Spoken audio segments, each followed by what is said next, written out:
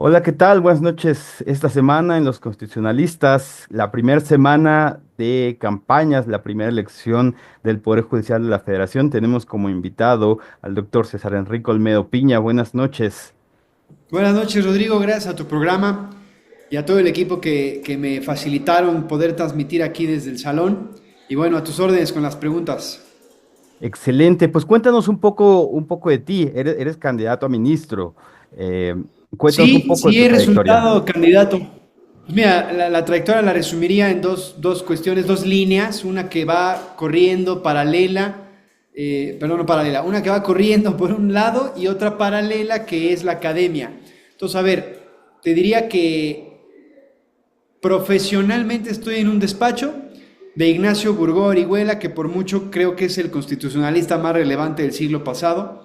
Fue alguien de mucho valor, de mucha integridad. Es muy conocido por las obras que hay circulando todavía en la editorial Porrúa, porque muchos estudiantes todavía y profesores las consultan. La obra del juicio de amparo y de garantías individuales, pues bueno, se movieron mucho el siglo pasado, ¿no? También se lo recuerda por un texto breve que se llama El jurista del simulador del derecho. Y bueno, es un abogado, fue un abogado muy completo, él falleció en 2005 y yo me incorporo a ese despacho, Rodrigo, en 2011. Es decir, que de esa fecha para acá, pues he estado desayunando, comiendo y cenando juicios de amparo, controversias constitucionales, acciones de inconstitucionalidad, que es de lo que se trata la materia, ¿no? La materia constitucional. Eso es el camino profesional. Y el camino académico, pues he estado ya más de 20 años dando clases, es una actividad que me gusta bastante. De hecho, ahora te estoy pasando esa entrevista en un salón, como ahí puedes ver. Estábamos platicando del cumplimiento sustituto en el amparo, que vendrá bien hacer algunas propuestas en su momento, de cómo este procedimiento puede disminuir en lo complicado que es, porque no es posible que tienes una sentencia ya firme de un tema X y después de 4 años de haber estado luchando por esa sentencia, ahora tienes que pasar otros 3 años para que se cumpla. Entonces, de hecho, ahorita estamos trabajando en eso, en alguna universidad al norte, bueno, no está al norte, estaríamos en la Condesa, en la Ciudad de México. Y pues bueno, también hay un saludo, si me permites, aquí, mira, los estudiantes que están por acá, de primerísimo nivel, porque estamos atendiendo una clase, entonces esta entrevista está cruzada en el marco de una clase. Así que gracias por facilitarla y adelante. Excelente, pues creo que es muy ilustrativo este tema porque, bueno, como es la primera elección que vamos a tener, también es importante este tema de explicar, ¿no? De que entendamos como ciudadanía qué es lo que está pasando, qué es lo que va a pasar en las elecciones y sobre todo qué hace un ministro, ¿no? Y esa sería la siguiente pregunta. ¿Cómo le explicarías a la gente qué hace un ministro y qué harías como ministro de ser elegido?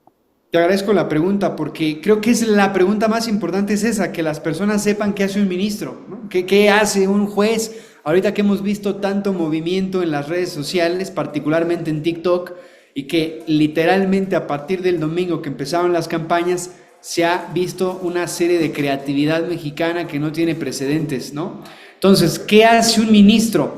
Juzga.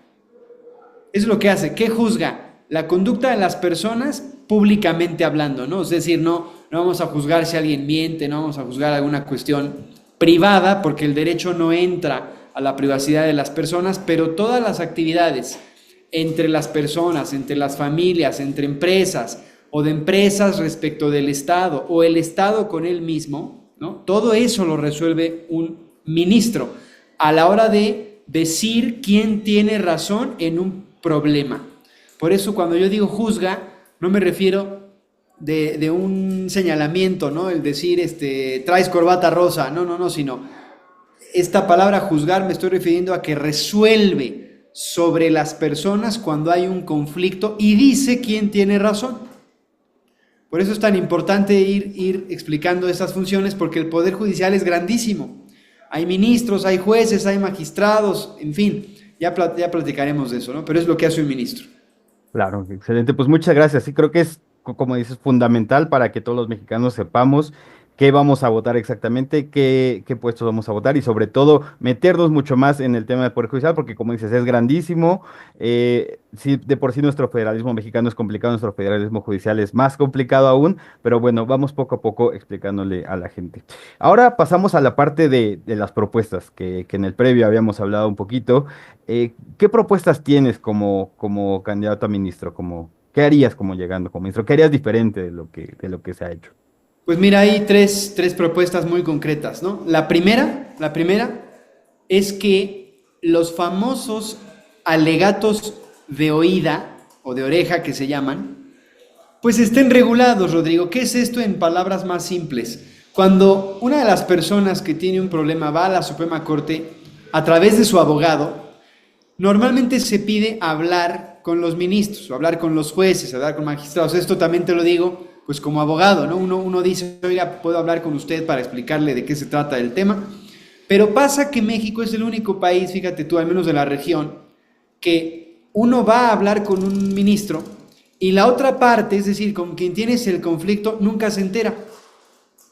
Entonces realmente estás expresando alegatos sin que el otro los oiga. Es decir, el otro no se puede defender de lo que estás diciendo. Y al revés, ¿no?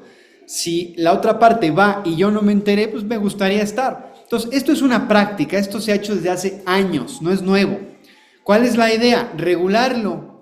¿Cómo que regularlo? Sí, que esto se pueda hacer en presencia de la otra parte y 5 minutos. Y los podemos grabar, o sea, podemos apuntar a que esta práctica sea transparente, esa es la idea, porque ya ha sucedido, a mí me sucedió en un juicio de amparo en materia administrativa, que la juez recibió a la otra parte, yo no sabía, ella lo recibe y muy íntegra esta juez dijo, yo lo voy a recibir a usted, pero déjeme publicar que usted vino a pedir audiencia. Lo publicó, yo lo vi y entonces yo me sumé, yo dije, oigan, yo quiero estar ahí, si va También, a claro. platicar con las partes, yo quiero estar ahí, ¿no? Esto se puede hacer a través de los acuerdos generales que la Corte emite y pues eso es una idea, una propuesta que a mí me interesa mucho, ¿no? Que estas prácticas se transparenten, porque eso Excelente. va a evitar mucho flujo de información, muchas cosas que no deberían suceder, ¿no? La segunda cuestión, en la misma lógica de usar los acuerdos generales, que es la forma que la Corte tiene de legislar un poco, es una función, Rodrigo, que yo llamaría, y esto está en la página del INE, ahí también lo tengo, en la página Conóceles del INE, la página oficial, ahí establecía yo una función de la Corte consultiva. ¿Qué es que la Corte tenga una función consultiva? Que los poderes del Estado, el legislativo y el ejecutivo, antes de llegar a los conflictos que terminan en la Corte, puedan primero consultarle a la Corte algún tema. Algún tema, te pongo un ejemplo, si van a construir una... A ver, es que no quiero hablar de las obras del sexenio, pues, a ver, van a hacer una carretera o van a hacer un parque en algún lugar, normalmente estas construcciones generan litigios porque hay alguien afectado, hay vecinos, puede haber pueblos indígenas cerca en algunas zonas del sureste, entonces van a decir, como no consultaste, porque el derecho a la consulta indígena es un derecho, como no hiciste esta consulta, entonces se cae el proyecto, se detiene, se queda suspendido y tenemos muchos proyectos, mucha infraestructura en México tirada porque se ha interrumpido con litigios. Entonces, ¿qué pasaría si antes de hacer la obra esta empresa o esta zona o estos afectados pudieran consultarle a la Suprema Corte en vía eso, de opinión consultiva, cómo ve hacer ese proyecto, si viola o no derechos, una consulta, como se hace, ¿sabes en dónde? En la Corte Interamericana de Derechos Humanos. La Corte Interamericana tiene una función consultiva. Claro, no es como la estoy planteando, tal cual, pero los estados parte le pueden consultar algo. La Corte Mexicana podría hacer eso. No sabes cuánto ayudaría la relación entre los poderes. Desde luego, a eso iba. Creo que sería una nueva forma de poder relacionar los poderes legislativo y ejecutivo con el judicial. Creo que esa parte es muy interesante. Sí, es una función de consulta, ¿no? O sea, activar la función consultiva de la Corte. Esa es la propuesta concreta. Y una más, a reserva de que pues, hay varias cuestiones que uno trae en mente, ¿no? Sí. Pero la otra que me parece muy importante es que La gente que trabaja en la corte, los funcionarios públicos que están ahí, que son muchos, y de primer nivel porque entregan su vida para estar en la corte, puedan, a ver, no quiero escucharme muy prometedor de cosas, ¿no? Pero puedan salir antes a sus casas, es decir, que tengan un horario de trabajo digno. Porque hay gente en el Poder Judicial, Rodrigo, que se va a las 10, 11 de la noche, 1 de la mañana a veces. Entonces, no puede pasar eso. No puede pasar eso. Claro que hay mucho trabajo, pero la calidad de vida de las personas impacta en cómo resuelven y cómo estudian. Si tienes allá a la gente desde las 8 de la mañana hasta las 11 de la noche, créeme que su forma de concentrarse, de reportarle al ministro en la ponencia no va a ser la misma. Entonces a mí sí me interesa que el equipo con el que trabaja un ministro tenga equilibrios, vaya a su casa, vea a la gente que le suma, porque hay como mucho encierro en los edificios gubernamentales, digo, también en los privados, pero estamos hablando de esta idea, ¿no? Entonces Claro. eso a mí me interesa mucho. Y ya si me dejas, digo, nada más me quería concentrar en estas tres, pero aprovechando te diría una más, que esta tiene que ver con que la Corte pueda dialogar con expertos. Es decir, el amicus curia, que es algo muy usado también en México, cuando hay asociaciones civiles que llegan y se suman en litigios de relevancia, pues la verdad es que los ministros toman ese documento y lo agregan al expediente y ya, ¿no? O sea, yo nunca he visto una sentencia, bueno, no, sí he visto algunas, pero que tomen como eje del razonamiento un documento propuesto u ofrecido por una asociación civil o por un colectivo o alguna cosa así. Esto también hay que regularlo un poco para que la Corte se abra a escuchar expertos, porque los temas que van a ir llegando ahorita ya son muy distintos. A la Corte va a llegar, no tarda, van a llegar cosas de inteligencia artificial, van a llegar temas climáticos, van a llegar temas energéticos, o sea, a la Corte van a llegar temas que a los ministros nos supera, porque son temas técnicos, son temas que requerimos periciales, o sea, más bien, opiniones de peritos. Entonces, ¿cómo hacer eso? Abriéndose al diálogo con expertos en esa ciencia, rama, técnica, arte, ¿no? Eso, entre otras cosas, te diría que es lo central para mí en este camino rumbo a la corte de estos 60 días que estaríamos en campaña. Excelente, excelente. Pues muchas gracias. Pues ya lo escucharon. Pues, ya para cerrar, una última pregunta y una conclusión. Yo creo que aquí nos planteaste cosas muy interesantes en el sentido en el que va a cambiar mucho el papel de la corte, ¿no? Veíamos una corte, pues que por la manera de la designación de los nombramientos, por la manera de nuestra estructura del Poder Judicial, como dices, histórica, y como estaba, pues va a cambiar un poco y creo que este acercamiento pues le da varios enfoques, ¿no? Tanto a nivel del voto de la ciudadanía como la función misma de la Corte que tiene pues muchas áreas de oportunidad para abrirse como regulador de poderes, como bien dijiste, de consulta y pues desde luego escuchando a otros actores políticos sociales de nuestro país, ¿no? Creo que es muy interesante y bueno, ya ahondaremos más sobre, a ver si en otra entrevista, sobre alguno de estos Mucho temas en gusto. particular. Y ya como última pregunta, ¿cómo ves la campaña, los tiempos, el piso parejo? Este fenómeno que decías en TikTok, en YouTube, ¿cómo ves la campaña como tal? ¿O en qué se diferenciaría de las campañas, de cargos, selección popular política, ¿no?